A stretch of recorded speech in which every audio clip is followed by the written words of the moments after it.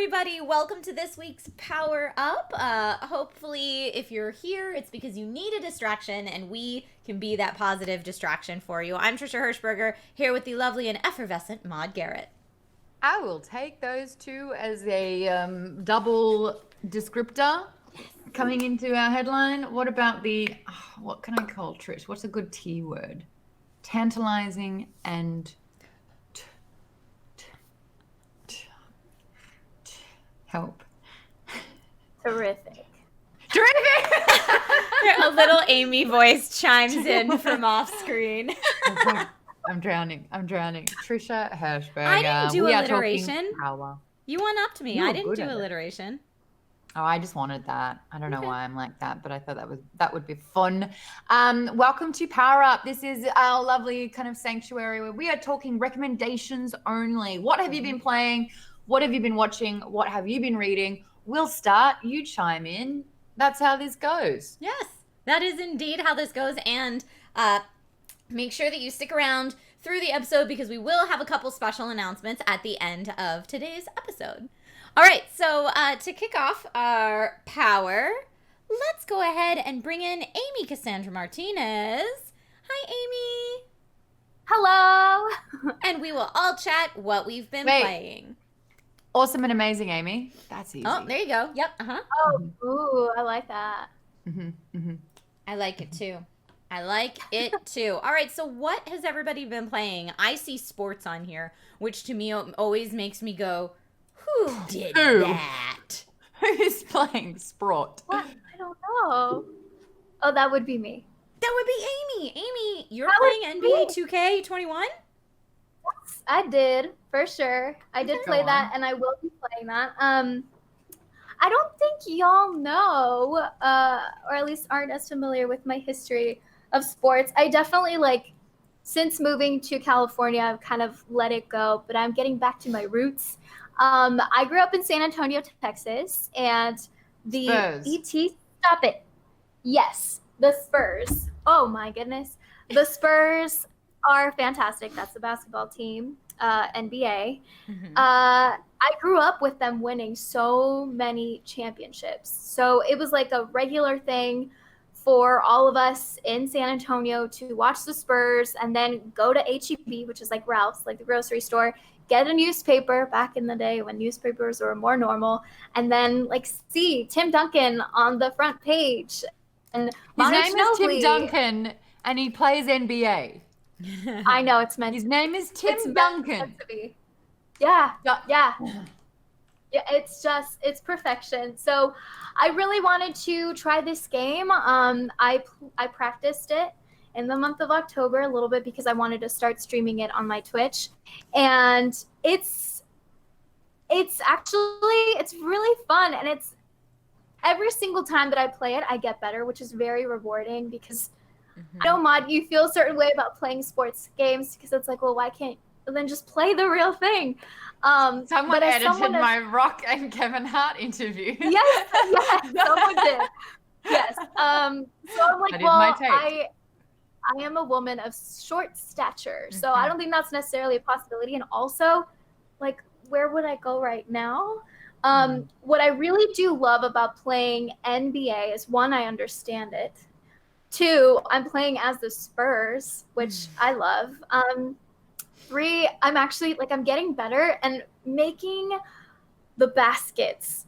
Oh, that's such a good feeling, especially when I just throw it and then Tim Duncan just dunks it. I mean, he doesn't always. He's not a big dunker, but he'll certainly run towards it. Begs to differ. Yeah, I know, but I've played as Duncan. Michael Jordan once, but he's a dunker. Sort of Duncan. Sorta. Yeah, but Michael Jordan's a dunker. So it's really fun. I love it so much. It's really easy, and I guess I don't know what they're called, half quarters. So, are they 6 minutes long? Something like that. So it flies by. I played 2 full games the other day, and it was an hour and a half, and it was really fun. And I highly recommend if you're I kind of like basketball. I like to pretend I'm a basketball player and kind of reminisce on, sports and basketball. And also hearing the sounds of being in the, I was going to say arena. That's not right. In the court. In the court, yeah. So, yeah, highly recommend. And, it's great. It's great. I don't know if I'll really be playing as other teams much. I'll probably just stick to the Spurs, but I know I can count on them, and they're great. And I love them so much. So I love that you can connect with like Amy that loves the Spurs and comes from tech. Like I love that the game can mean all of that to you. And when you said it's a game that you get a little better every time you play, I mean that's a mark of a well-made game. Mm-hmm. I have a couple of things going on in my head right now. One, I cannot tell Zelda that daylight savings is kicked in, so it's actually not dinner time for another hour. She's no. She's losing it. Yeah, Zelda's normally the timer for the show to be like, hurry it on up. It's dinner time. The second thing is I actually used to play NBA Hang Time. NBA Jam. NBA Jam, the one on the Nintendo 64. Yeah, NBA Jam. And I didn't really like the sports aspect, but I did like that you could unlock different sort of like heads for playing. And one of them was Frankencow. And it was like a cow's head. But the fact that they called it Frankencow was so cool. And it became an in-joke with my brothers and I, where like out of nowhere, you'd just be like, Frankencow. Storm Shanks in chat asks, is that the game with the flaming basketball? Yes. Oh. When you get on fire, the basketball would catch on fire, and like when it goes through the hoop, it would singe the net on that. You also had this is where I learned my air ball, and there's alley hoop. There's like a bunch of different terminologies for that. But I was also, because I had brothers, we were collecting Pokemon cards and NBA cards, and so I know everyone who was like the big hitters in NBA in 1997. So Patrick Ewing of the New York Knicks, Scottie Pippen, Chicago Bulls. Oh my God, I love it. Hakeem Olajuwon. Hakeem Olajuwon. Yeah, that sounds right. I know that Toronto Raptors was something. Charles Oakley. No. Charlie Oakley. Charles Barkley. No. Orlandoing in chat says, Amy, so are you a Spurs and Lakers fan now? No. No. I watched the finals, and I was look. I love that LA won. Yes, it's cool to be in a city where we win. Like I said, I got used to that growing up, but no. And I was also kind of rooting for the Heat because they were such underdogs and so many things kept just going against them. But yeah, I was happy that the Lakers won just because we also got the Dodgers winning. Like it's cool. I like winning. I mean, who doesn't, right? Yeah, it was very exciting. All right, Maude, what have you been playing? Fungens and Flagons, guys. We're up to episode 9. So I'm planning for the penultimate episode and then the finale. So we are really at the crux of it all. I'm sweating bullets trying to make this kind of like come together because I've got big plans, but who knows how that's going to go down. But the last guest that we had on, I don't know if anyone watched iZombie or they were big One Tree Hill fans, but Robert Buckley, who is an actor who I, at the start of COVID, started DMing him, his high school friend and his wife, and they had like a little small group.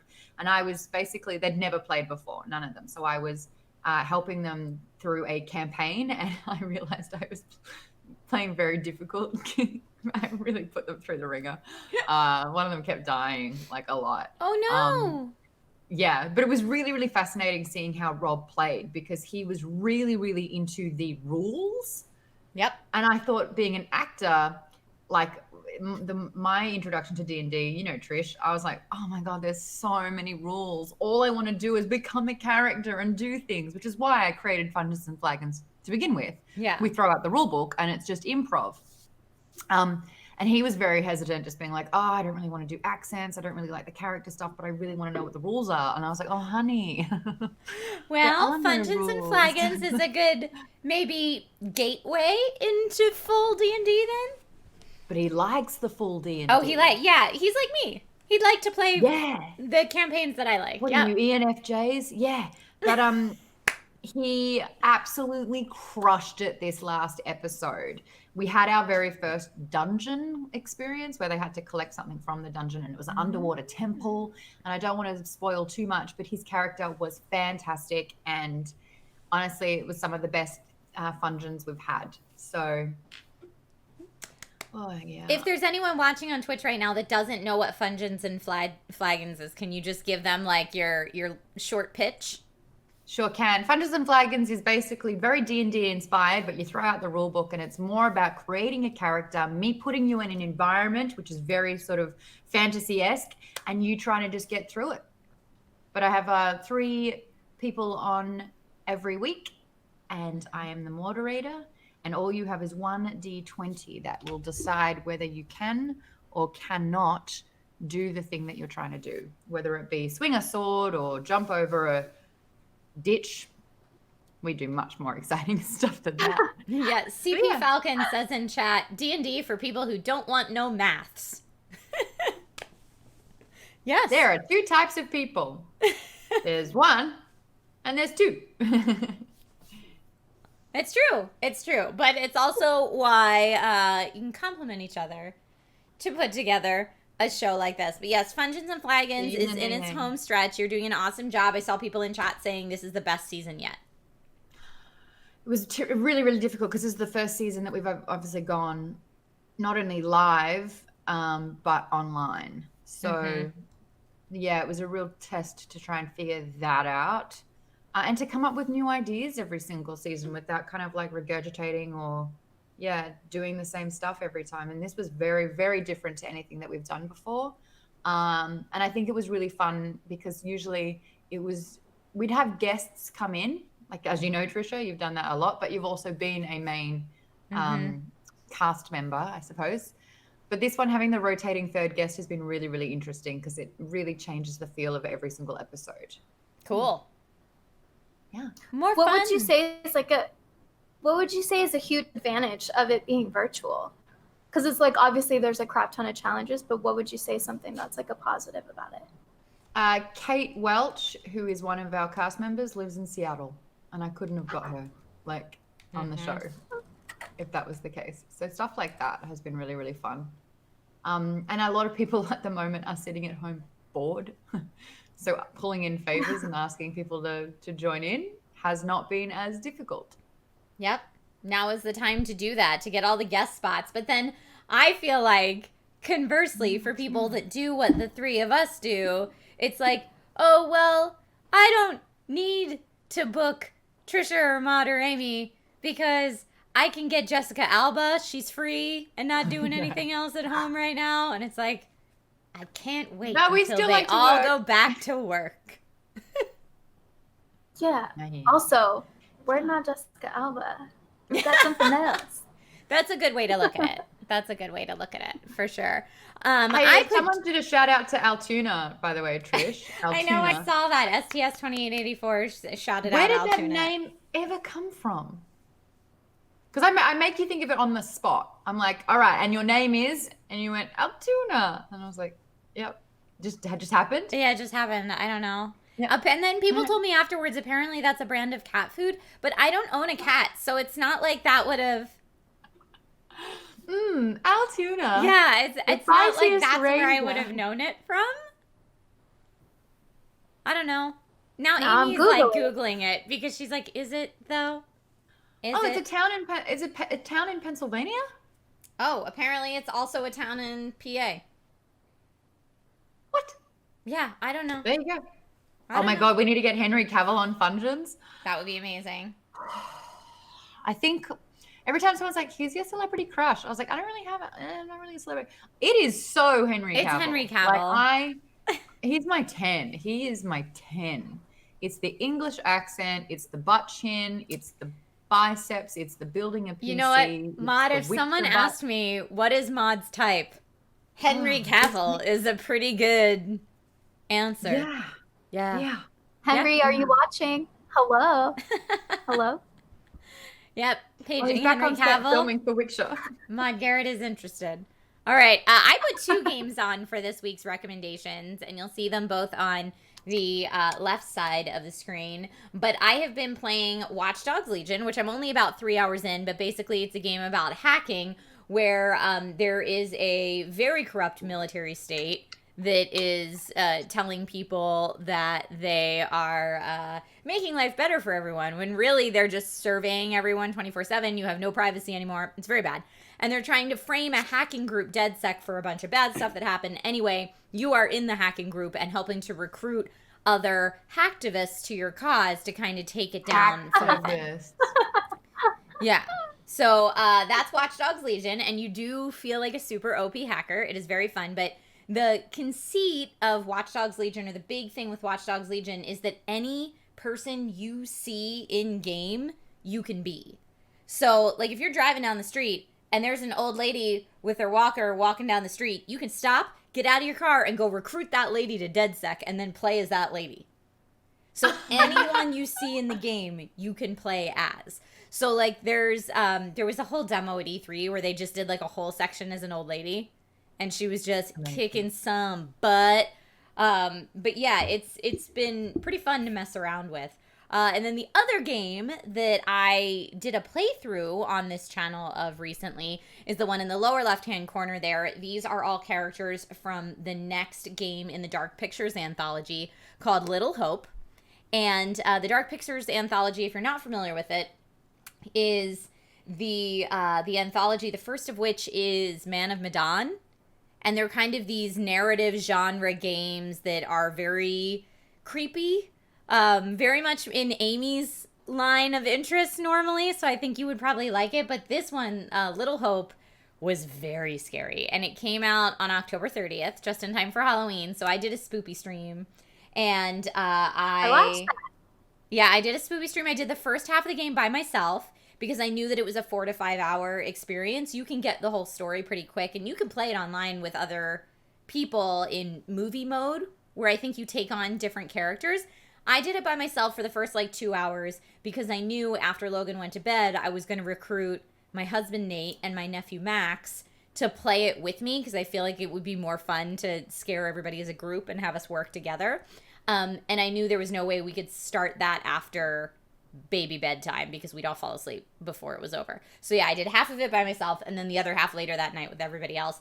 But anyone who didn't watch the stream, because then you might know what happens, I highly recommend it if you're looking for a horror movie-esque experience in a video game where your choices decide what happened. And even if you did watch my stream, there is the way that it ends, there's a lot of replayability, because there may be something completely different that happens in the end if you make different choices and play it a different way. But I enjoyed it. I actually liked Little Hope, the second part, better than I liked the first part, Man of Medan, personally, just personal preference.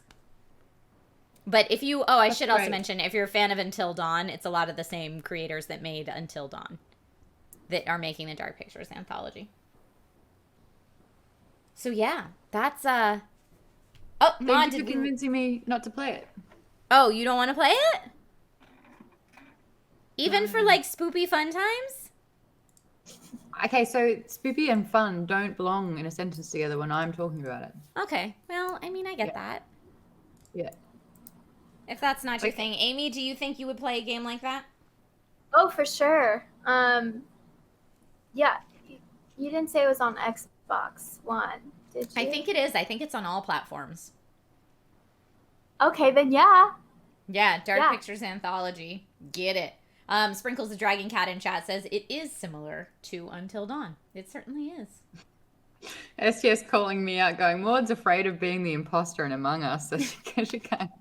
Everything else is too much for her. It's true. I hate being the imposter, and especially with a new group. Oh, awful. It was definitely scary. The first of the Dark Pictures anthology series deals with a bunch of teens on a boat that gets hijacked by pirates, and it's in modern day, so modern day pirates, which is terrifying.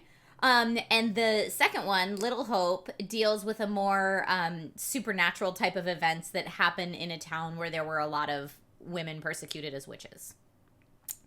So you're dealing with that in the second one. Yes, it's very, very spooky.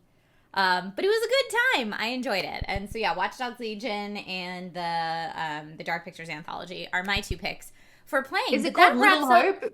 Huh? Because it only gives you little hope? It does only give you Little Hope. It's actually called Little Hope because the town you are in is called Little Hope. But you leave having very little hope of being alive. Yes. Okay, cool. I mean, also hey, true. You totally get good it. on us. We got through playing. Love it. What's everyone else playing at the moment? I want to hear some recs. Oh, what is everybody in chat playing? And also, can you hear me? Yeah. Yeah. Okay. ET just ran and like unplugged my stuff. Can you hear So I plugged me? it back in. Yeah. Very excited. Oh, he's tired now. I've got an idea, and this is very Catniss, but every time we ask for recs, as in recommendations, a rec from Mass Effect should pop up. There you go. It's a new thing for Geek Bomb. Make it happen. Make it happen. I see Astro Nerd 4 says lots of Among Us. STS 2884 says Pokemon DLC and excited for the new Mortal Kombat pack. Beertastic Yogi says Horizon Zero Dawn. Storm Shanks is playing Sleuth, Civ 6, and Among Us. Yes, shout out Civ 6. So am I, Terry. I'm still going through my Witcher 3 gameplay as well. Draken75, shout out Borderlands 2, getting ready for next gen. Do it. Ah, man, I played Borderlands 2. I finished it in one sitting. I did a 24-hour gaming marathon, and I started it, and I finished it. Yep. Do it. It's good. I love it. So lots of great games out there to play, whether or not you're jumping into the next-gen console market, which is happening so soon. 5 days for the Xbox Series X and Series S, which, yes, I do have sitting just over here because I was filming something with it this morning. But yeah, the embargo just went up on those today, but I feel like there's so much else going on in the world right now that people are like, you know what? My Xbox review can wait. Like... Is it loud? How loud is it? It looks like it's gonna... Not at all. It's exactly the same, volume level of fan as my PCs over here that I currently have running now while we're recording. So super, super quiet, and pretty cool. As far as like, I ran the same game on both my Xbox One and the Xbox Series X for about a half an hour. And then did a hand temperature test over both. And the Series X was noticeably cooler than the Xbox One, which this is packing a lot more power in a, pretty tiny footprint. So pretty good. Yes, STS, it does have ray tracing. The video that I'm going to put on YouTube is probably coming out this weekend. Maybe. We'll see. We'll see if I can get it together. But, yeah, that pretty much... No stress. No stress. I know. There's so much going on right now. I'm like, I will get to it when I get to it. Sprinkles the Dragon Cat says, it does look like a cube PC, except for a very tiny one. Like, this is a standard size tower right here, and this is noticeably shorter than that. It's about 15 centimeters by 15 centimeters by 30 centimeters for people that are looking at size. And metrics. Thank you. I know what a centimeter is. It's a foot. I know. Yeah. It's just easier a lot of times when you make a video to just do that. I miss centimeters. Yes. Bloody inches. All right. So let's move on to the W of power, huh? Watching. We did all our playing. What's everybody watching? What you watching? Oh, baby Mando. I feel like we're all watching a bit of Mando, so do you want to kick us off, Trish? Oh, yeah. I watched The Mandalorian Chapter 9. I thought it was fantastic. My TLDR review of Chapter 9 is I felt like I was watching an old school fantasy Knights and Dragons, except for in Star Wars. And I was way into it. I thought it was a good time, and everybody likes Timothy Oliphant, so that was exciting too. Yeah, I mean, he can take a seat behind Henry Cavill, let's be real. I agree, it felt like a quest and side missions and NPC characters, didn't it? And then, I will give you the item you need if you help me with this side quest of killing a crate dragon. But it was great. It was great. Yeah, it was super fun, and I needed the child in my life at that moment. So it's so when is he not cute? When the is cutest. it, I guess.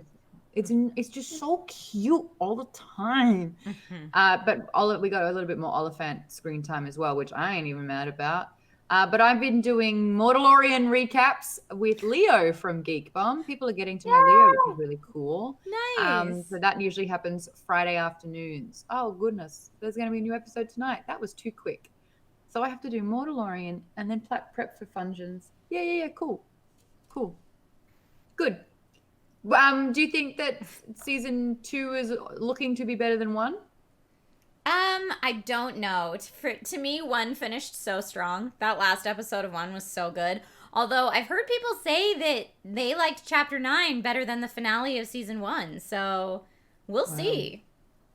I think, and I said this in my Mandalorian recap, but like we kind of saw this episode already. It was like episode 2 or 3 of the first season where the Jawa sandcrawler got attacked, and then they needed the thing from the giant rhinoceros-y kind of creature, and then that happened. Yep. So your feelings are mixed, Maude, on it? I mean, this normally happens when Maude and I both talk about the same thing. Maude is a lot more critical and I'm a lot more hype, but that's okay.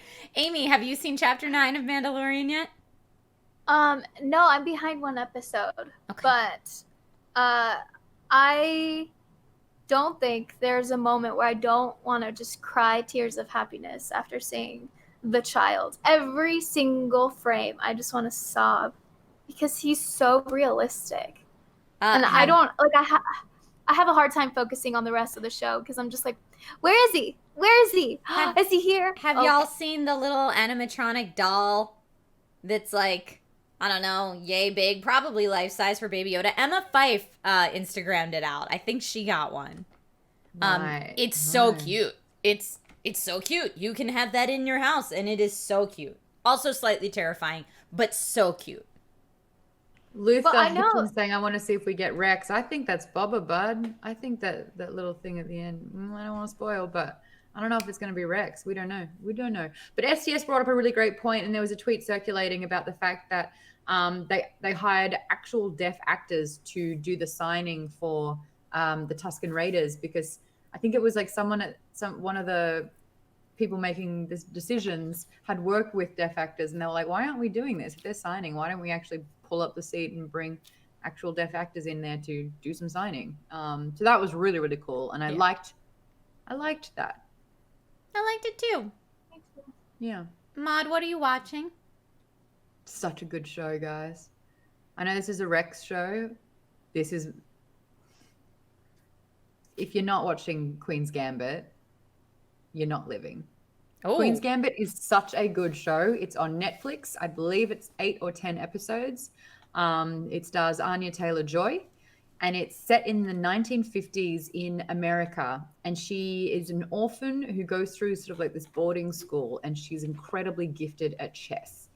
And I cannot believe chess drama is a genre, but it's so compelling and well told. And it sort of like explains her life getting adopted. Her new mum has, been divorced, and she's turned to addictions. And then she's also kind of facing addictions. So it's kind of like having success, but then battling your demons. But Anya Taylor-Joy did a bunch of interviews, and she said the thing that she liked most about her character, Elizabeth or Beth Harmon, I believe it is, it was not that she was a woman playing chess, but that she was just someone who wanted to be the best at chess. So like this whole concept was like, no women are playing chess. Wow, she's a woman she's just so good. And she was like, but that doesn't matter to Beth. It doesn't matter that she's a woman and that there's no other women in this tournament. All that matters is that she becomes the best. And it's one of the best finales. It was such a feel-good moment. The music, the storytelling, the arcs, the characters. I think this is a contender for maybe even more than Emmys, but this is definitely the one to watch. Ollie, watching The Queen's Gambit is a good night in. Before. I saw the teaser play for Queen's Gambit, and we ended up passing on it because I was like, oh, this kind of looks historical and about chess. And I was like, I really need something just funny that I don't have to think about right now. So I defaulted to Schitt's Creek, which I see people talking about in chat. Always a good time. happy to default to that. But maybe at some point, thanks to your recommendation, Maude, I will have to give Queen's Gambit a go. It's really, really good. It's not like funny. It's really, really well done. It looks beautiful. It's really well acted. Someone was saying, is it a little bit slow? Oh, and my face. I've heard it starts a bit slow. Should I stick with it? Oh my God, I didn't even think it started slow, but yeah, it's really, really good. It's on Netflix if you guys want to watch that. It's trending #1 at the moment. How long is each episode, roughly? Between 50 and 60 minutes, I believe. Okay. 45. So almost an hour per episode. And the whole season's already out? Yeah. Okay. Yeah, I binged it. Cool. I binged it over a couple of days. Sigma binged it in one day. Yeah, it's really good. And it is fun to watch like that in succession as well. Awesome. Yeah, guys, it's just brilliant. Queen's Gambit. There you have it. Yeah. And Amy, you're watching something that has been played in my house at least once per day for the past 2.5 weeks. Oh my goodness. Well, surprise. Yeah, I actually had not seen this movie, The Nightmare Before Christmas, like ever. You and Maude both. Yeah. Maude, can you not hear us? What are you saying? Maude, you haven't seen The Nightmare Before Christmas, have you? No. Right, that's what I'm like. And Amy just said she hasn't seen it. So that's what I was like, both of you have not. Okay, so Amy, you finally did see it. What were your thoughts? Spaced. Gosh, it was a year ago that I worked at this freeform event, and they had a bunch of like photo op places where you could take photo ops. And I didn't realize that so many of them were actually from The Nightmare Before Christmas. So I was watching the movie, and then I was like, oh, like that Leo meme from, what is it, Once Upon a Time in Hollywood, where it's just like, oh. So that was me for like the first 20 minutes or so. So made the experience more enjoyable. The director of The Nightmare Before Christmas is the same director as Coraline. Mm-hmm. Now, a lot of people, when they talk about Halloween movies that aren't so scary, they bring up Coraline. When I watched Coraline, I was creeped out because of the buttons. Mm-hmm. So I was a little bit hesitant because I'm like, is this going to be creepy? But it wasn't. Like, I think people that don't like horror, Maude, would still enjoy this, Maude. Now, is it a horror movie or a Halloween movie, or is it a Christmas movie? That is like the never-ending debate. I personally think it's a Christmas movie with horror. It's in the title. We had this conversation. Was it last week, Maude?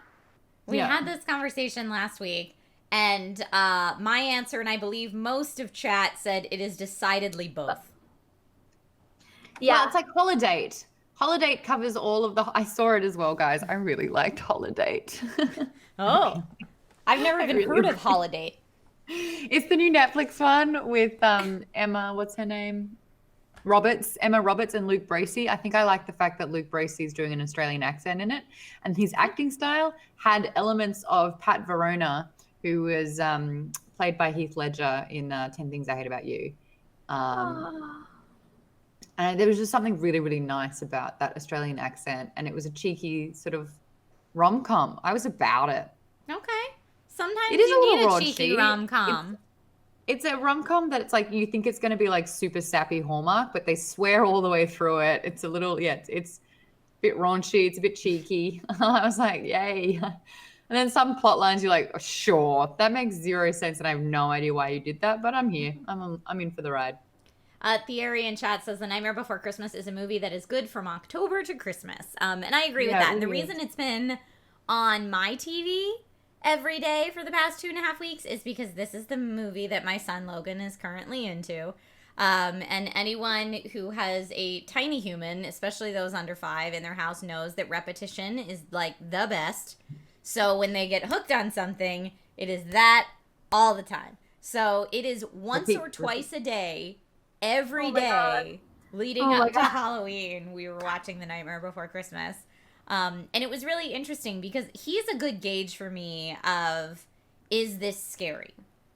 Because he's extra sensitive to it. Obviously, he's 3 years old. So when he watched it the first time, he was a little scared of Oogie Boogie.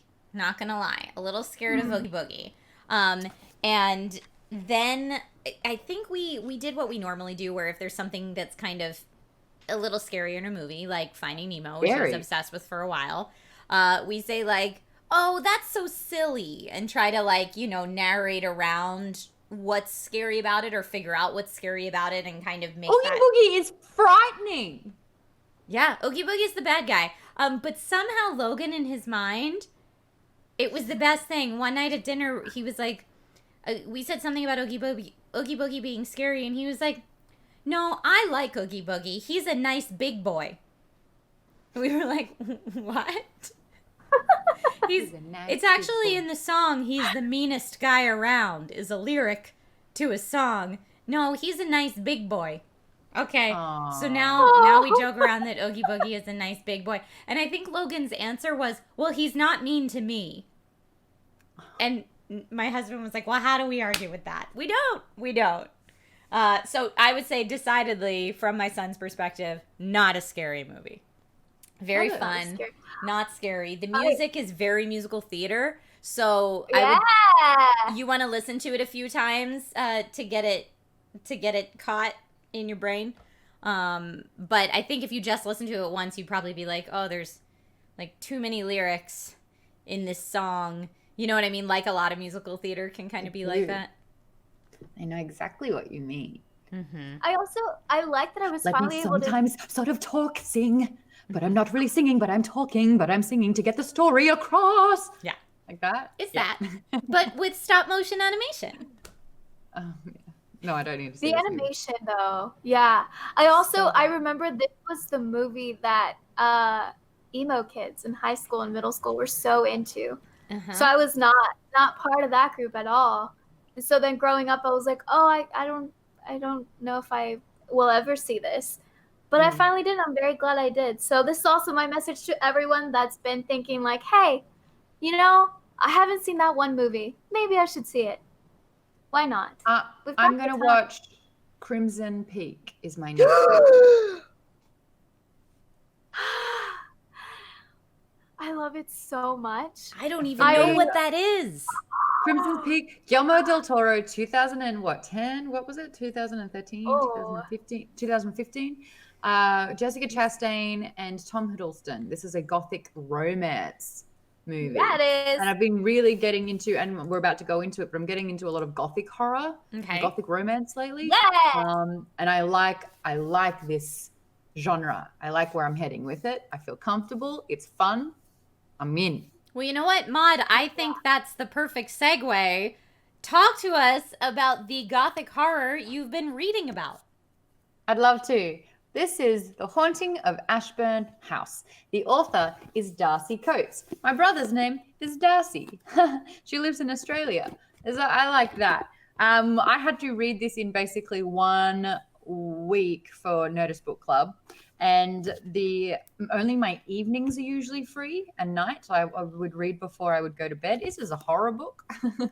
I would get so scared reading about this sort of like corpse woman who was like falling apart but haunting this house and this woman living inside the house. Really well done. Darcy Coates has written something like 14 books in the last 5 years. Whoa. She's on a roll. And I actually managed to land Darcy in the Geek Bomb after show book club to have a Q&A. And she's so sweet and lovely and wonderful. And it was such a highlight. But for me, I think I've only really read like 3 horror books before. And that's The Haunting of Hill House by Shirley Jackson, The Shining, and now this one. And I've moved on to Mexican Gothic as well, which is all about sort of like these haunted houses. So even though I'm not good at watching horror, now that I've seen Cabin in the Woods and I'm going to watch Crimson Peak, and I'm kind of like getting a little bit closer and closer, reading about it's been a lot of fun. Because I guess at the end of the day, it's my imagination and people aren't showing it to me. So I feel like I have a little bit more control over it all. Like if I don't like it, I shut the book. But with the movie, I guess you can stop it as well, but it still kind of plays. I don't know. But I absolutely recommend this book, and we're trying to petition it to be like the next haunting of like Bly Manor or The Haunting of Hill House. Wasn't necessarily based on Shirley Jackson's Hill House. Michael Flanagan will do like a collaboration of a few different books and consolidate them into the one. But I really, really enjoyed that, and it was a really, really good read, but not at nighttime. Not at nighttime. One of the readers had a nightmare. I had a nightmare last night, though. Yeah, I can't read scary books anymore. For whatever reason, scary books are like more scary to me than TV and movies. And I've somehow, this one goes back from when I was a little kid. I used to read horror books a lot. Like, so I was very into like Fear Street, which a lot of Goosebumps first, and then Fear Street. Fear Street. And then there was another one. Pike? What was it? The Are you afraid of the dark? Somebody That's Pine. Christopher Pine. We were just talking about that on Nurse Book Club. Yeah. Those two. Yeah, and so that's like the progression. Yeah, and then after that, I was like, I got this. I'm not scared. I love these books, and picked up Stephen King's It. And this was like 6th grade. And I got about one chapter in and was like, nope. And yeeted that book across the room. And ever since then, I'm like, nope. Because even after that, for me in my mind, it wasn't like shut the book and it was go away. It was like, now it knows I know about it. And it's coming for me. Like, and it knew, God. In my mind, I was like, it knew I read the book. Like, and so I think I threw the book and it went like under my bed, and then I was convinced it was living under my bed because that's where I had thrown the book. Like, my imagination is too wacky. So yeah, scary books are, no, thank you. This one's I got the yawns. Sorry guys, this one's not so bad. It was actually a really fun, good read. And what I really liked about, what I really liked about the pacing of it all is that there'd be something super, super scary, and then you had about 2 chapters to digest. So it wasn't just like, it wasn't like, 1/3 of the book was just a panic attack. Like, I really kind of nurtured you through it, and then the end, and then you're like, okay. But I read like 2 chapters ahead where it explained everything, and as soon as I read that explanation, I was like, oh, thank God, now it makes sense, and I'm not scared anymore. Yeah. There you go. Darcy Coates, everyone. She's done a lot of gothic horror and horror books. So if you are into that, I recommend checking out her stuff. Amy, what have you been reading lately? So this one, I'm still in it, but it's called I Love You So Mochi. Do you get it? Oh, I love that already. I love you so mochi. It's so sweet. Wait, maybe you can, well, hey, it's there. But yeah, it's by Sarah Khan. And it's very YA-y. So just keep that in mind, because I was looking for just women authors of color, and I realized that I'd never read a story or like even seen a movie that wasn't a horror movie set in Japan. I don't think I've ever really. What? Crouching movies or books? Yeah, movies or books or anything. Crouching Tiger, Hidden Dragon? I haven't seen that. It's really good. It's so stylistic. It's really good. Did you watch Mulan? Oh, well, I've seen Mulan. Mulan is China. And I've seen horror movies, and I feel like maybe some of them have been Japanese, but like a good, wholesome, kind of book set in Japan. It's very sweet. Basically, there's this young girl, and she goes to Japan, and I don't know. Like I said, it's very YA-y. So it's like, oh my God, there's this guy. And then even at the beginning, she talks about like trying to design clothes for her friends. And I actually wanted to read a little tiny bit. It won't take long because I got a reference from this. And I really like that I got the reference. Okay, so this is the part where she's trying to convince her friend Bex is trying to convince her that she liked the dress that she made her and that she's just going to be like the ultimate Bex. Yeah. So yes, I love that. It sounds like a superhero name. Like, I'm Kamala Khan and you're going to help me become Miss Marvel. Oh, yeah, and Amy's hooked. Yes, I'm like, this is so cool. I love it when stuff overlaps. Like, what was that other book that I read and they talked about Ori? And I was like, Ori! Oh my God! So I love when they do that. With that being said, this book does go into like trying to figure out who you are. They really touch on this at the beginning where her character is she'll get stuck at a certain part and she, like in her life, and she won't make that next decision. So even as something as small as like seeing a group of girls and the popular girls, she won't even go to talk to them because then she starts imagining like, oh, well, that would be a much better scenario if I just imagine it. It's like, oh yeah, and then we would go and like I'd get to sit with them.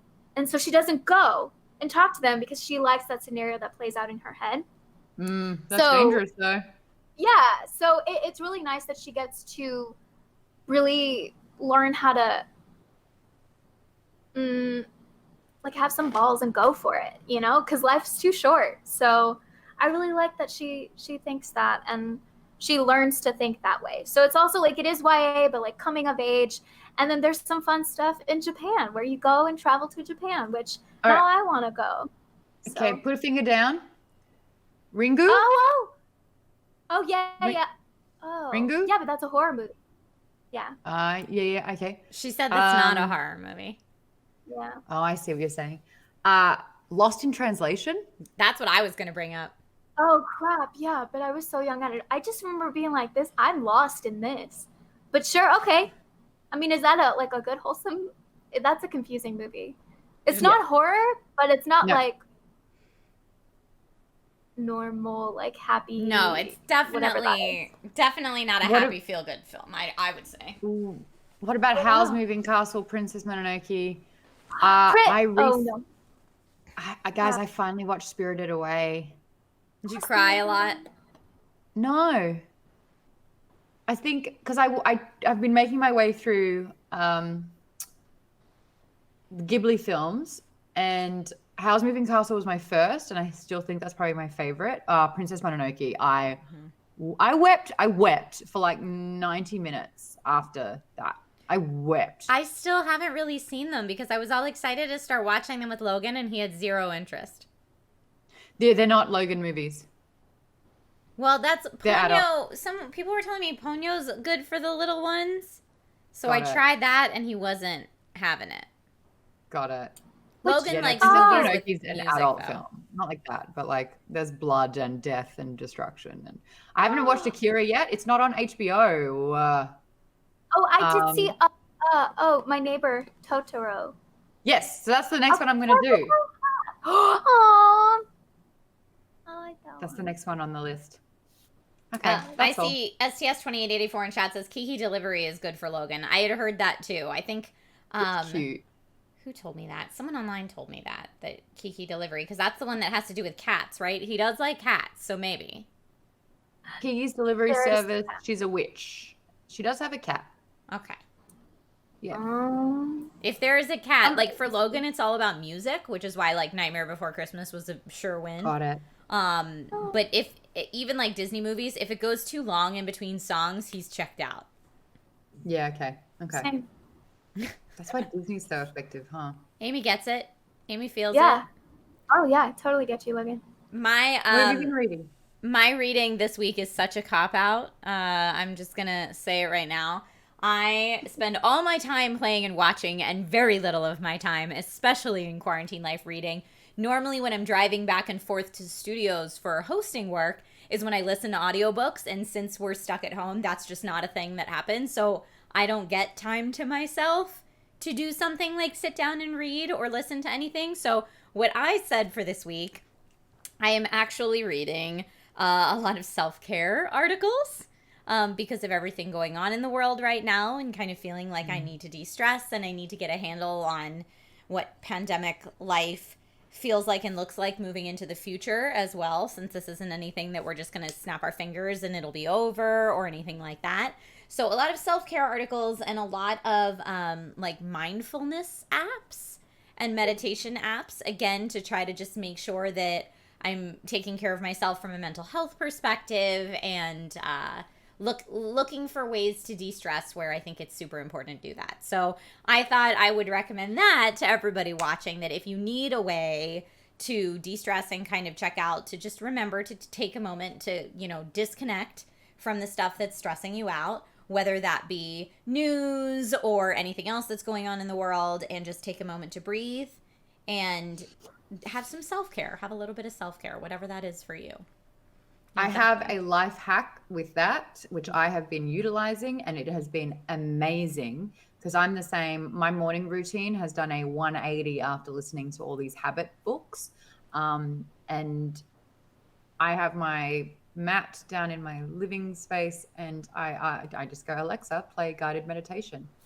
And there is a new guided meditation that they talk you through it. And like, it actually kind of like, oh, welcome back. You've meditated for 51 minutes this week. So it kind of like keeps track of how you're going with it. But it's a whole new, like, roll the dice. It's a different guided meditation every single day. And that has been amazing. And the problem is when I'm like all settled in and I'm like, Alexa, play guided meditation. And she's like, let's do a guided meditation. Just start by saying play meditation. In my accent, I'm like, all right, play meditation. I'm sorry, I can't understand you. I'm like, play meditation. And it's like, oh, I'm sorry. Oh, did you want to try this? And I'm like, no. Did you want to buy dates? And I'm like, no. So by the time I actually get through that, I'm like, yeah. Dang it, play it. I need it. Yeah. So funny. STS says, Trisha, what apps have you been using? The one that I'm trying out now that is okay is one that my health insurance, my doctor suggested. It's the UCLA mindfulness app. It's free, but I'm like within the UCLA health network for my insurance. So they recommended that, and I'm trying it out. But I will admit, it's hard for me to get down with like mindfulness and meditation apps normally. It does not appeal to who I am at the core. Like, who I am at the core is a very like efficiency, analytical mind. So when I get an app where it's like, picture yourself on a whatever, I'm like, can you get to the point? Where am I picturing myself? Like, which is exactly the opposite of what you're supposed to be doing in these apps, and I understand that, and that's some self-work that I need to do. But when I am able to kind of like get into the zone and focus on that, it is so beneficial and so very helpful. We had an app for a while, my husband did, that was like, someone had gifted it to us. It was an app where you listen to a meditation like as you're falling asleep, and it tells you to picture stuff and has like sounds and stuff like that. And I couldn't get down with it. I was like, this is driving me crazy. I'm actually not falling asleep because this is on. So I've been getting really bad insomnia where I will wake up every morning at 3 a.m. Sometime between 1:30 and 3, I'll wake up and I'll be awake for about an hour and a half. And I will put on my audiobook for like half an hour, because when you're up like that, you just start thinking. So the good thing about an audiobook is it stops you from thinking because you're listening. And then you kind of think about the story, and then you just drift off to sleep again. So that's been really, so I'm churning through books. Like, I'm listening to my hour-long walk in the morning, I'm listening to my books. At night, I'm listening to my books. And then at night again in the morning, because before I get up, middle of the night, I'm listening to books. Yep, maybe that's what I should start doing, because I wake up in the middle of the night pretty often, and I'm usually stressing about all the stuff I need to get done the next day, or like that I didn't get done the day before that's now getting pushed to the next day. So maybe if I just start listening to audiobooks, that'll give me something else to focus on. Instead, I'm 100% that cartoon of like the person that puts the pillow over their head and is like just trying to force myself to go back to sleep, which, does not never works for me. No. And they even say to get up, put all the lights on, and like pretend it's nighttime again, so that when you go to bed, it resets and your mind can actually be like, oh, it's bedtime. It's time to fall asleep. Interesting. I've never heard that. Instead of staying in a dark room with the lights off, trying to will yourself back to sleep. I've had some pretty insane insomnia. And when I traveled a lot, different time zones, and I had to reacclimatize really, really quickly. And without fail, I would not sleep through the night. And then I would be deep sleep for the first half an hour, and then my alarm would go off. So I'd get half an hour of deep sleep, and that's it. So that whole night was excruciating. I get it. But you know what else is? Not traveling. But yeah, that's everything we've been reading. So that's our power. Should we get into some Bombs Away Q&A? Let's do it. Okay, so Amy has sourced questions from Geek Bomb Discord, and we'll be sourcing questions from Twitch chat. So go ahead and throw them in there. I know someone mentioned way earlier in the show in chat, but I didn't want to forget it, that they wanted to know what Amy's Twitch channel was so that they can go follow Amy. Amy, what's your Twitch channel? I'll put it into chat right now. Twitch.tv/Amy Cassandra MTZ. It rhymes. Amy Cassandra. Got MTV. it. There you go. I just put that link in chat so you can all go follow Amy, which is awesome sauce. So yeah, ask those questions, whatever they may be, in Twitch, and hopefully we'll get to some of them. Amy, what you got for us? So this one's from Ollie over on patreon.com/geekbomb. Have you ever met somebody in real life that hilariously reminded you of a character in a TV show or movie? Whoa. Oh, yeah, actually. My one of my closest friends, I went to high school with her, and now she lives 5 minutes down the road, which is so funny that we're both in Brisbane and we're here. But she was obsessed with Sex and the City to the point where she has quite literally become Carrie. Like mannerisms, how she would say things, smoking, you name it. So that was really, really funny that like she just emulated Carrie. What's Sarah Jessica Parker's character? So hard. Yeah. I mean, that's not a bad way to be. No. Everybody likes Sarah Jessica Parker's character, so. Yeah. She was the main one. I'm trying to think if I have ever met someone that I just thought, oh my God, you're this person from this movie. I don't know that I have, or at least not that I can think of right now. Amy? Kind of, but only like in an annoying way. If it's like an annoying character, be like, oh, that's who they remind me of. I've got one. Guys, I've got one. I've got one. Go, Maude, go. I used to work in retail with my friend Jeremy, and I was like, who do you remind me? It was bothering me. I was like, my God, you look, you sound, and you speak like the Sid from Ice Age. Oh my God. He didn't take it well, but I couldn't let it go because everything about he had like big eyes and he's kind of like, he looked like fucking Sid, man. Like it was insane. And now like he's, it's like a weird story. His sister-in-law is my really, really good friend and it's all just like that. But oh, guys, you have no idea. He's like, I don't sound like shit. And I'm like, okay. All right. It's who's from Ice Age. Yeah. Aww. Yeah. I thought it was a compliment. I can't think of any. If I think of any, I'll let you know. But no one comes to That is mind. a solid insult. Oh, no. Oh, no. I didn't mean for it to be. Oh, no. Next question is from Jeff Lambert. What does it take for you to abandon a book, a movie/show, a game? I find my own threshold hard to identify, but I know when I've reached it. For me, if it's too gross and I'm not getting enough good out of it to balance out the gross, like that's what happened to me with Ratched. I tapped out of Ratched. It's actually what happened to me with Breaking Bad. And everyone in my life has been like, it's the best series ever. You just got to get past that episode. You got to go back and give it another shot. And I was like, what's the episode? It's only a few episodes in, I think. I don't want to say any spoilers, but the bathtub episode? I can't remember. I remember there was like a chunk of story when Pinkman's house kind of gets overtaken and ends up being a drug den. That actually physically made me feel sort of like a little anxious. So I had to push through that moment. I think it was like season 4, and I did not like that. I think for me, if it's just boring, if it cannot retain my attention. Yes, everybody in chat knows the bathtub part that I'm talking about. Yes. I got to that part and I was like, nope, gonna throw up now. That's the most gross thing I've ever seen in my entire life, and I'm done. I don't care how good everybody says this series is. I am out.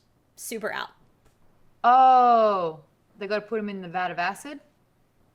And then, yeah. Yeah. And then it like falls, like the bat, it disintegrates the tub and falls through. Yeah, no. Nah, I'm good. Yeah, that's what it takes for me to tap out usually. Or I agree with you, Maude. If something's just like, just boring. In fact, this is funny. I will admit it. I tapped out of reading the first Game of Thrones book twice before I finally finished it. At different periods in my life. I tried reading it in college, got bored and tapped out early. I tried reading it again, I guess probably shortly after I moved to LA and stopped and moved on to something else. And then it was while I was working at SourceFed, so later in my time in LA, that I was like, I'm finally going to finish this book. And I sat down and I read it, and it took me until the very last chapter to be like, oh shit, this series. Yeah. And then I like binged the rest of the books. But the first book I tapped out on twice. Yeah, because it was like, this is, Clinton from Escobar, and here are all his titles, and these are his 17 cousins, and then I'll never talk about them again. Yeah, well, like, a lot of fantasy books are like that, so I was kind of used to that part. Okay. But there was nothing, like, I'm used to trudging through that part for the really good moments, but for me, at least, Game of Thrones didn't pick up until the end of the first book. Yeah. I read them all. I don't remember not liking the first one, though. Did you read them after the series already started? Yeah. So you already knew it was going to get good. Yeah. That was my thing, is I was like, so the person who recommended it to me was like, no, you're going to love it, I swear. But that was one person's opinion, and I didn't have the rest of the hype going with it to keep me going. So I kept being like, is it though? Amy, what makes you tap out of something? Well, with games, it's if I get stuck. With movies and shows, it's if I'm annoyed by it. I'm like, that's stupid. And with books, if I'm just not feeling it, because sometimes I very much have to be in the mood to read the book and to sit down and like read it. But yeah, I mean, I guess it depends for each thing. But yeah. I bowed out of Discovery of Witches. I really liked the first book, and a series came out, which was fine. But the first book was really, really great. And then the second book, they went back in time. So it was whole new characters, whole new circumstance, whole new situation. And listening to the audiobook, there is a deaf character, and the narrator is talking like a deaf person in it. Oh. And it's really uncomfortable. Oh, it's my really God. uncomfortable. Got it. So, yeah. Yeah. And I was just like, nah, there's just too many things here that I just don't need to keep listening to it. I get that. Yeah. I get that for sure.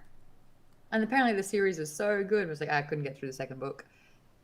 And Westworld, same sort of thing, where it's like the first season of Westworld was so great because it's like you really establish the characters, you establish the world building. And then the second season, it was like, all right, cool, whole new place, sort of the same characters, but not really. We'll focus on one and then put them in a new world building. And then I'm not in. So I'll ask you this, Maude. Are there any anthology series like that you have been super into, where even though they change setting and change all the characters, you're still totally down? Yes. I need some examples, though. Okay. Anthology series that I've liked. Black Mirror is an anthology series. Love Black Mirror. Yep. Mm-hmm. I'd also add that, with so many things, especially with movies and TV shows, is that there's so much going on that show or movie, or that show mostly, needs to be good enough for you to keep coming back every single episode and not go to the next thing, Yeah, Westworld really suffered for that because apparently season 3 was great. They pivoted a lot. But, I didn't go through season 2 because I'm here going, are you allowed to have a bad season when there's this amount of programming out there? Can you just have, if you get through season 2, it starts getting really good. It's like, you can't, no. Yeah. I understand, but Schitt's Creek, season 1, slow, really tries to find its feet. Apparently, 100% every single season after that. Can I tell you, so we just got to season 3. And this is the first season in season 3 where I kind of hit that point where I was like, I love it. I got to season 3 and I'm like, I love it. I cannot wait to watch it every night when I sit down when I'm done my day. But it took me until season 3 to feel that way.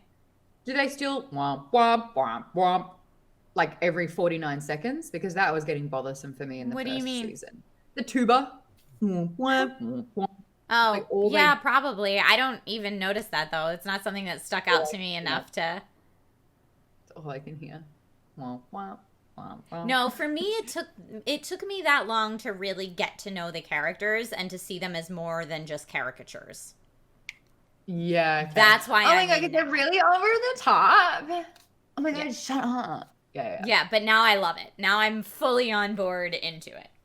Actually, it was a little bit hard. What's the mum's name again? Moira. Moira Rose. It was really a little bit difficult to establish that this is how she was going to talk the whole time. Well, and her accent is different all the time. It constantly changes. Oh. Yeah. Which it makes it so funny now that I'm like, oh, Moira. But like before, I'm with you, Maude. I was like, what is even up with this woman? Yeah, the first season was a bit of a trudge. Yeah. Oh. But anyway, I'll keep going with that one. Good question. Yeah, this one's also a really good one from STS2884 over on Twitch. What's your most memorable boss battle you beat in a video game? I think Ganon, playing sword tennis with Ganon was really fun. Most memorable final battle. I think like OG Pokemon was always huge. Like when you had to have your top 6. That was always really fun. Know. There's so many good ones.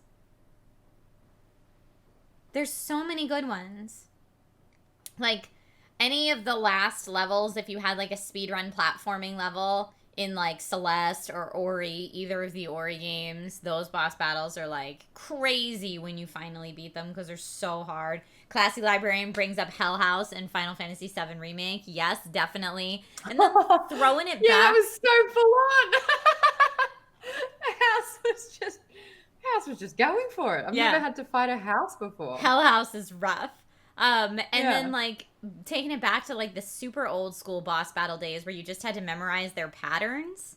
Like the big thing that moves around in Bubble Bobble. That guy's so hard. Or like the original NES Little Mermaid game, you have to beat I think you have to beat Little Ursula, then Big Ursula. But Little Ursula is actually harder than Big Ursula, so once you get past Little Ursula, then you're kind of in the home stretch. But yes, so many. There's so many boss battles that I remember that are so hard. STS2884 says the Valkyries from God of War. Oh, Shadow of the Colossus. The whole game's a boss battle. GK Gamer fan. But yeah, I agree with you. Zelda does a really good job with her boss battles. I really like those. Chad is now making fun of me because I had to beat Hell House twice. Because it took me so long to beat Hell House that as soon as I finally beat it on stream, that's where I ended the stream. And that game auto-saves anytime you go into a new chapter. So I thought it auto-saved. Ended the stream, like had to go make dinner for my family, didn't come back to it for a few days, fired up the stream to get ready to go again, and it started me just before the Hell House battle. And I'm like on stream going, what? What? No. So I had to do it again. I did it twice. It takes forever. Well, I am happy to report when I had to do it again on stream, because I had figured out what the strategy was, it went fire damage, right? Fire damage was best on Hell House? Hell House constantly changes. So you need to read its signs and then hit it with whatever the opposite is.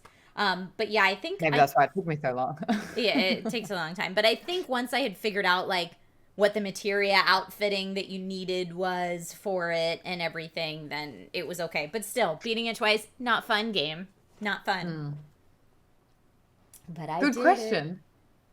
But I did. Someone was saying that Hades boss battles changing their tune during every run. I think I'm going to dip into Hades. I downloaded it. Yeah, I have it downloaded too and just haven't had a chance to mess with it yet because there's so many good games out right now. Yeah, I got to play a bit more about Baldur's Gate 3. I love it. I'm still not as far as you are, I don't think, Maude, but I I'm had doing to start well, again dude. because I needed to get the fighter. All I've been hearing from everybody is how gnarly the Goblin Town is, and I'm sure I've only barely scratched the surface, but so far I am pretty confident in my combat skills. Okay. I'm feeling good. I'm feeling like my strategy is working. I mean, don't get me wrong, I've certainly had some total party kills. You know what? I feel like I'm doing great, but it's my absolute fuck knuckle of a team that just, like, one of them kept standing in acid and I would move him. And then as soon as I would go back into my position, he'd walk into the acid again and then die. And I'm like, Maude, I cannot tell you how many times last stream I had one character sneaking, right? And like sneaking into a good position. And then the whole rest of my party just walks right on in all willy-nilly. And suddenly I'm in combat. I'm like, or I'll jump over a ravine and then they bugger off to like run 722 kilometers around. That's exactly what happened to me. Yep. I had someone jump like to try to come behind the enemy and everybody else just decided to run a marathon straight into the main gate. Oh, yeah. It's a headache. This game is like, it's broken. Like there's a lot of patching to do. Some stuff, but I actually don't think that's a patch that they're gonna fix. I think that we just need to get better about grouping and ungrouping, and they may change how they group and ungroup, because one of the things that drives me crazy is when you go to camp and then you try to bring someone back from camp and only one of your party members comes back from camp. Which I haven't had that happen yet. I have sent, so if you're in camp resting for the night and then you do fast travel, only the person selected fast travels. So bless someone's heart in my chat who was like, just click on the sleeping bag to go back to where you were. Oh, thanks, because that makes sense. No one ever tells you just click on the sleeping bag to go to sleep. Sure. Click on the sleeping bag to fast travel back to where you were. But that's how you do it. And then your whole party travels instead of actually clicking fast travel, which only travels one person. I would also have it where I ran out of revive scrolls. And so if someone in your party is dead, you can't go back to camp to heal. You can't leave them behind. You can't do anything. You're kind of tethered to them being a dead anchor. Wait, what about the dude in camp who revives your dudes? But you can't go to the camp if they're dead. Oh, what? Oh. I thought that's what that guy did. I haven't had to use him yet. But I thought that's what he did. Oh, the devil dude? Yeah. I just got him. I didn't have him in the first game. I only got him in the second try. And I don't mean the devil dude, but now I don't want to tell you who I mean because maybe just in your playthrough you haven't gotten him. No, tell me. I'm not a stickler for spoilers. I'm a stickler for getting through it. This Skelly guy. This Skelly that just hangs out at your camp and is like, if one of your party members dies, just come to me. What? Yeah, Skelly dude. Okay, I'm playing BG3 tonight. Skelly dude? Yeah, and so I found him just because I got nosy around my camp. I just fully explored the map area around my camp. I did not. And yeah, Skelly dude. He said just come to me if a party member dies. It infuriates me so much. Like, I fucking hate this game, but I cannot stop thinking about it. And like, it's masochistic. And I'd be like trying not to cry playing this game. And like, I nearly defeated in the Goblin camp. I defeated 2 out of 3 and was on to the 3rd. Like, I was making progress. But then these other little things, yeah, there's some quotes there. I fucked up so much of this, and now I've got these soft fucking hot pockets on my team. Yeah, that sounds about right. But then I'd wake up in the morning and be like, oh, I gotta play. I have to play more Baldur's Gate. I feel like that with Baldur's Gate, but I'm without the anger. I just feel like, oh my God, I'm so excited to play Baldur's Gate some more. I couldn't figure out the tomb. I had the key, but I couldn't figure out where to put the key. But I opened up the tomb, and then boom, there was just like poison damage everywhere. And then the fufu shot me. So I watched all my party die, and then I would die. And I was like, what? That was bad. Well, then you just load your latest quick save and try again, friend. Yeah, no, yeah, there was 2 hours of that, and it was just like total party kill, total party kill, total party kill. And I'm like, I guess I'm not opening. Look at what it's doing to me. Namaste. I love it. I love it, love it, love it. I'm so into it. All right, we'll There you play. go. Which brings You know us to what? our announcement. Oh, it is a good time for our announcement.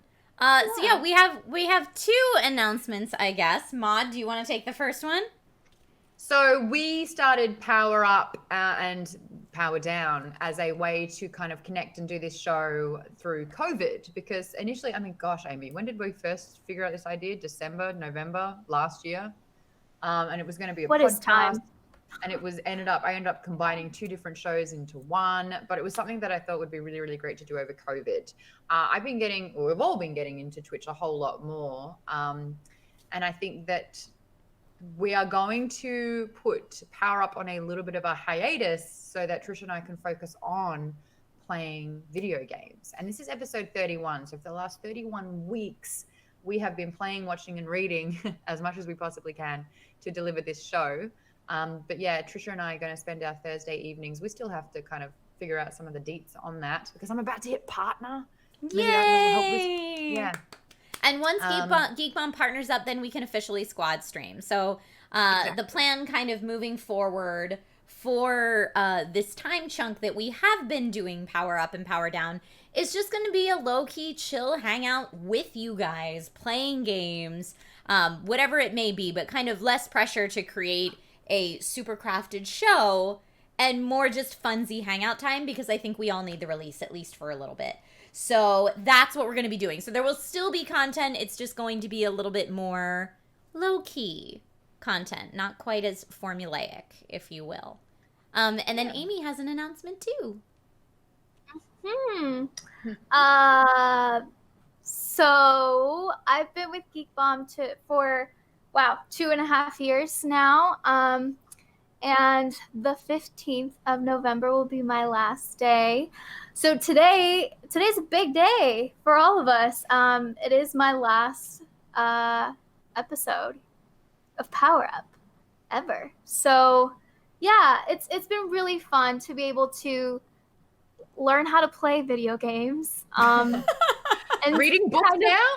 Read books, but to bring back the love of reading, and with everything that's been going on and like learning that way, that was something new. Obviously like watching more stuff and getting to geek out with y'all about it. But yeah, my goodness, all of the different games that I've tried to play and just hearing y'all talk about it, hearing everyone in the chat talk about it. Oh my goodness. Getting to create a lot of stuff with Geek Bomb has been amazing. So keep following everything that Geek Bomb's doing, and obviously like Trisha as well. Hello. So yeah, it's bittersweet, but I'm excited for what the future holds for all of us. I have hope. I've definitely become a bit of a gamer, and I'm excited to see what else I could play. One of us. Yeah. I am putting your Twitch into chat again, and I know we just got the socials up there. So of course, please go follow Amy on Twitter. Go follow Amy on Twitch. Follow Amy on all of the things. And I don't know if you're allowed to say yet, Amy, but Classy Librarian asked in chat, what's next for you? Where are you going to? Are you allowed to give us any spoilers on that front? No, but you can follow me on Twitch. Okay.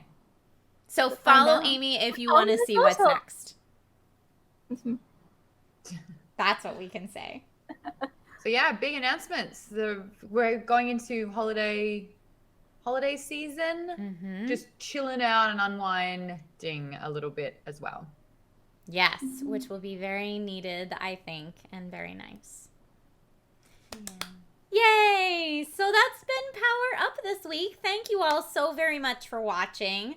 And yeah, this like I said, will go on hiatus, but we'll still have some fun content right around this time, at least on Twitch. And we'll see what that means for the Geek Bomb YouTube channel as well for people who are watching this on YouTube. Stay tuned for further announcements. Huzzah! Yeah, cool. All right, well, I want to take a moment to thank everybody, of course, who engaged with the Twitch stream today that I didn't have notifications on for because we're recording this. So let's see who else we got. Classy Librarian kicked us off with a raid. Thank you so much, Classy. Zrakin75, resubbed and says hello back to you. A couple new follows here and there. Red River 32 says love you, Trish, with 100 bits. Thank you so much. I appreciate the cheer. Ooh. And love right back to you. Ooh. Maface gifted a sub to Lanny. Lanvi, were you in chat today? Was Lanvi in chat today, or are you just remembering that from Twitch Weekly this morning? Lanvi is one of the awesome devs who works on Amazon Luna, who I had the opportunity to interview this morning on the Weekly for Twitch Gaming. Oh, very cool. And a couple hosts going on. Thank you so much. Disco Cobra 2013 gave a resub. Appreciate it. Thank you. And yeah, thank you. Thank you to all of you. And there's Geek Bomb in chat as well. Oh yeah, I'm showing off my new emotes. My They're last so emotes were really, really small, so they're a little bit bigger now, but Moderator is in there. This is so cool. Do it. Awesome. Thank you everybody so much for watching, and we shall see you soon. And you know what? We almost never raid after the show, so let's see if we can find a good raid. Who is on right now that we can raid? Let's see. Looks like Kate is on, playing some good stuff. Kate is playing Among Us. It's Kate. Roby is on, doing a build, probably with that new Ryzen, if I had to guess. So if you want to watch PC building. Luxy Games is trying out some new indie games.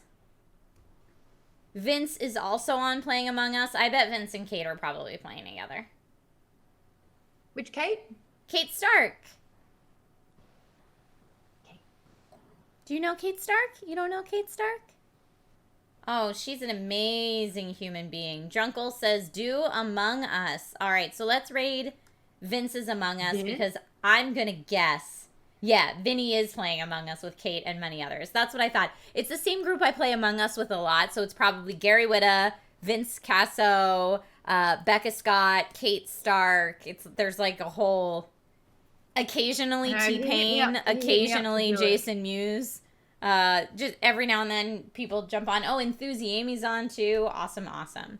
So let's go ahead. We're gonna give a quick raid. Raid to... Kate has a whole bunch of people watching right now. So let's raid Vince.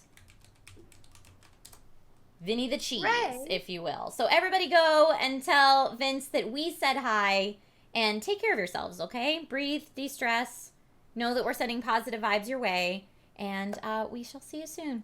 Thanks for watching, everybody. Bye.